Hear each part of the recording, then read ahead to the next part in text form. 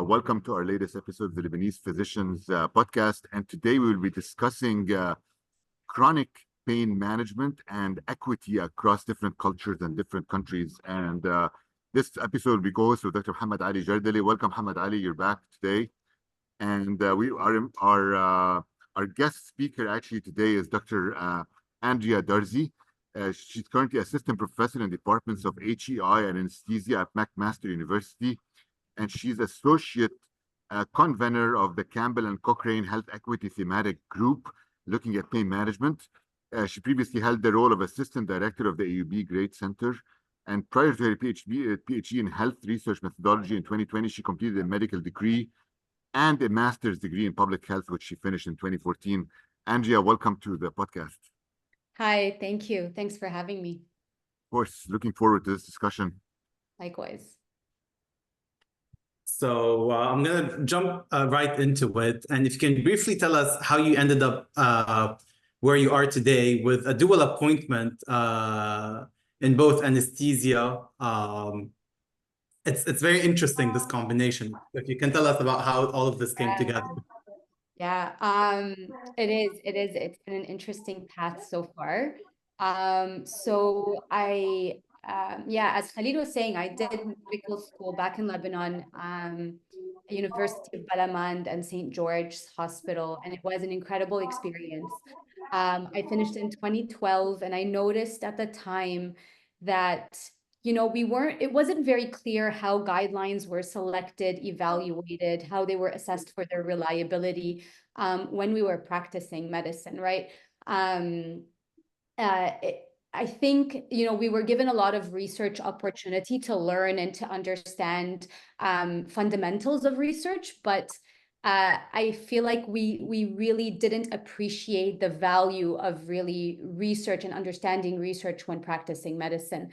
From there, I went on to do a master's in public health, and I founded an NGO with some brilliant people, including Tamara Lutfi, called For All Causes. And the idea was public health awareness, engagement with other NGOs to identify needs, and providing primary health care for free or for a reduced cost, depending on ability. And through that, I recognized that we assume we know what people need, but until you properly engage with people in shared decision-making, you'll realize that, patients' values and preferences, people's needs are a little bit different than what you think they are. So I think that, For All Causes taught me that.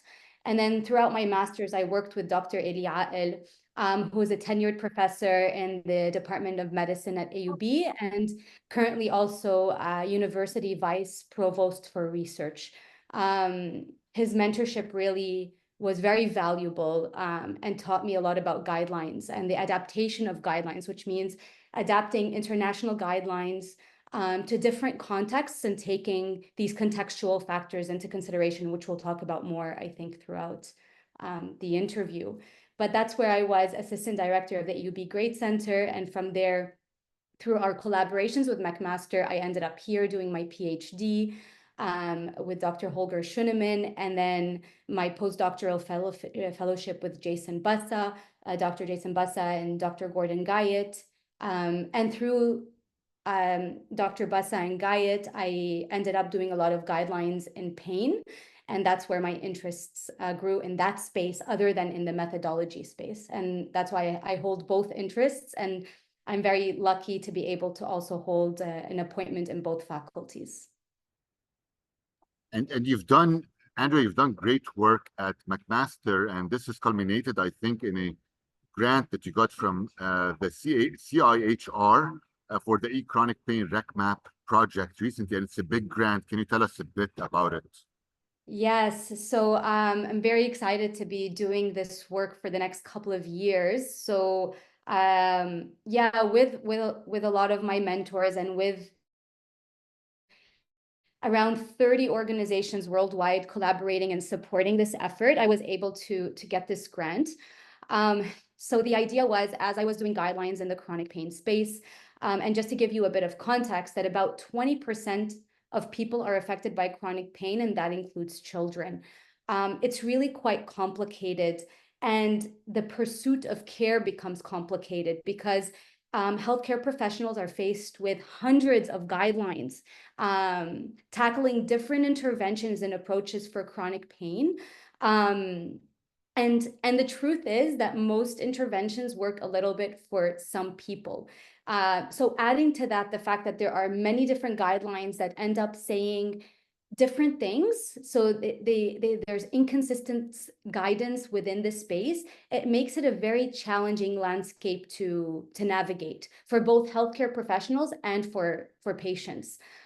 So the idea of this project was to develop a digital platform, freely accessible, hoping to kind of consolidate all of the guidelines out there and their recommendations, assess the reliability, assess the quality of the recommendations, identify recommendations that are answering the same question. So to put it in an example, you could be saying, you know, for people living with chronic pain who are unsatisfied with, you know, their current care, should they try or should they be given a trial of opioids versus a trial of medical cannabis for chronic pain? So it's a simple question where a lot of systematic work is done, and other factors are considered, like patient values and preferences. So we're not looking at only benefits and harms of the interventions.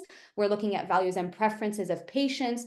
We're looking at generally, or hopefully, that's an ideal guideline, right? You're looking at feasibility, acceptability, cost effectiveness, equity considerations, and that should yield a recommendation that is trustworthy, that is actionable, and that is likely meaningful for the patients that you have considered, right? For all of those contextual factors you've considered.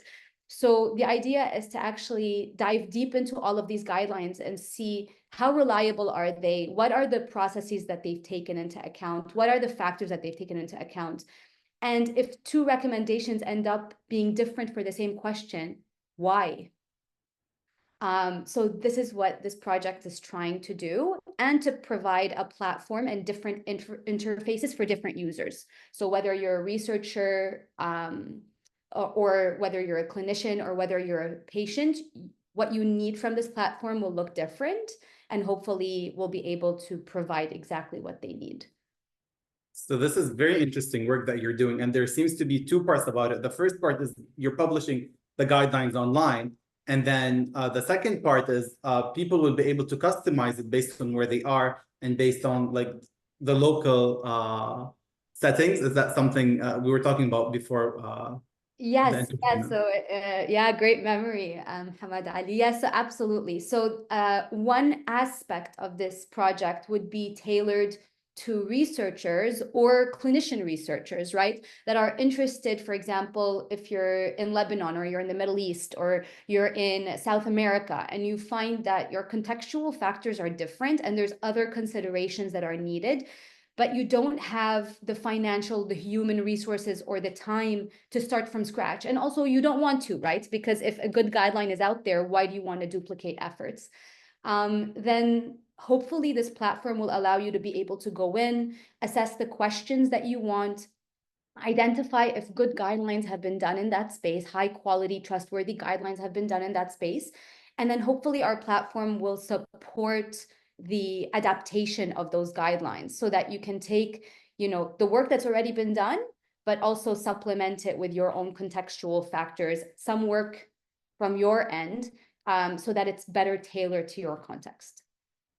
So basically, there's going to be a part of it for researchers, another part maybe for clinicians, and a part for patients, where they can access and ask the questions that they need. And maybe there's going to be like some AI component to it, where people can, it's like ChatGPT, you ask the question that you need and you get an answer for that, and trying to adapt. So the question is, which I want to get into mostly, is because you're in Canada right now, I'm in the US, MohammadAli is in Saudi, and each country we're in, we have different perceptions of chronic pain management, and patients have different perceptions too of that.